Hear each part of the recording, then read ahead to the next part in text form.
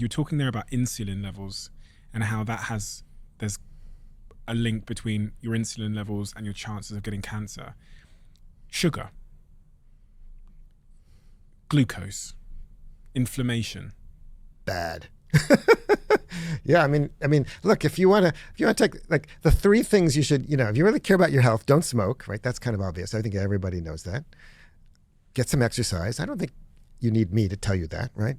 And cut down on sugar, on foods that are high in sugar and low in fiber, right? That, what we call high glycemic foods. Those are the foods that elevate your blood glucose levels, your insulin levels shoot up. And insulin, the basic function of insulin is what we call an anabolic hormone.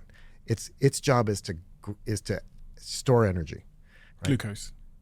Glucose, but also fat. Okay. All right. Okay. So insulin, what insulin does is to get energy into cells. So it's like a taxi. It's like an Uber. It's like a taxi, yeah. Well, I mean, it's not a taxi. It's telling other cells to do that. So insulin, for example, binds to other cells that are the actual taxis. So it's like calling the Uber, I would say, maybe, right? And insulin is it's the so when you eat food, insulin levels go up because its job is to store that energy. And when you exercise, insulin levels go down because you want to then use that energy, right? So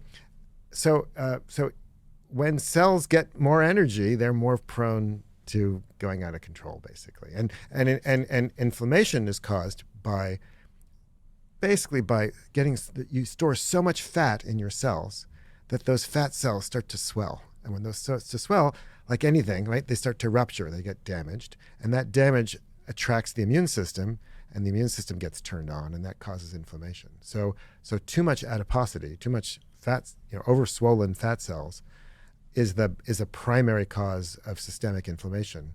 And inflammation is like this slow burn in our bodies that causes widespread damage to pretty much everything you can think of. And it turns out that, so the two ways to deal with inflammation are, one, to prevent it, right? So don't eat foods that are pro-inflammatory. Like?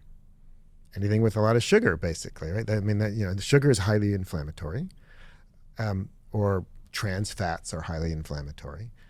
But also, turns out, many people don't know this, but you also want to turn down your immune system, right? You want to turn the dial down. And I don't know, just give you one guess what it is that does that. Exercise. And the way it does that is that when you're physically active, you're using your muscle cells.